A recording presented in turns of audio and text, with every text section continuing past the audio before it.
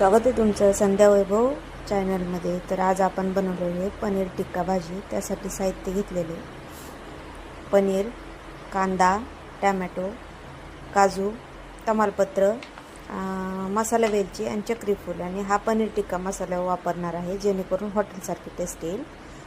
तर मी मसाला बऱ्यापैकी आता भाजून घेतलेला आहे, कांदा, टोमॅटो आणि काजू, आणि कसुरी मेथी ॲड करायची राहिली होती, सो ती ॲड केलेली आहे मी। कांदा टोमॅटोची प्युरी परतून घेतलेली आहे आणि जो पनीर टिक्का मसाला होता तो 1 वाटी दुधामध्ये मिक्स करून घ्यायचा जेणेकरून त्याची टेस्ट छान लागते।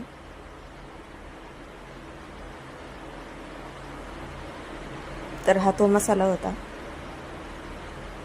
आणि दोन्हीही छान प्रकारे मिक्स असं करून घ्यायचं।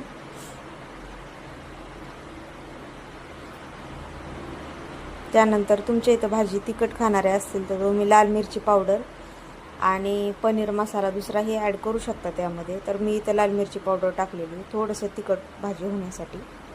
3 माणसांसाठी पुरेसा होतो तो मसाला। नाही मिरची पावडर टाकली, तुम्ही जर जास्त तिखट खात नसाल तर कसुरी मेथी टाकून घ्यायची आणि मसाला परतून घ्यायचा आहे बऱ्यापैकी 2 ते 3 मिनिट।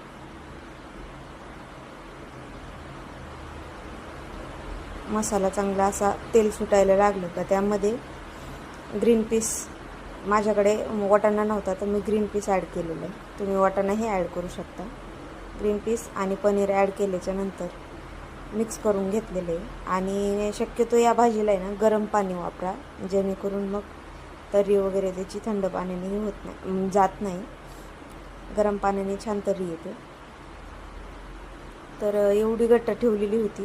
शिजल्याच्या नंतर गॅस बंद केला का 15-20 मिनिटांनी ती खूप घट्ट होते। तर अशा प्रकारे आपली पनीर भाजी तयार आहे आणि टेस्ट वाईज आहे ना खूप छान लागते, हॉटेलसारखीच लागते बऱ्यापैकी। तर यावरती लास्टला कोथिंबीर टाकायची आणि तुम्ही चपातीबरोबर किंवा रोटी वगैरे आणली जर याच्यासोबत खायला तरीही चालेल। तर आजचा व्हिडिओ हा कसा वाटला ते मला कमेंट करून नक्की सांगा। पुन्हा भेटूया नवीन एका व्हिडिओ बरोबर, तोपर्यंत बाय। हे आहे आपल्या जेवणाचं ताट पूर्ण रेडी।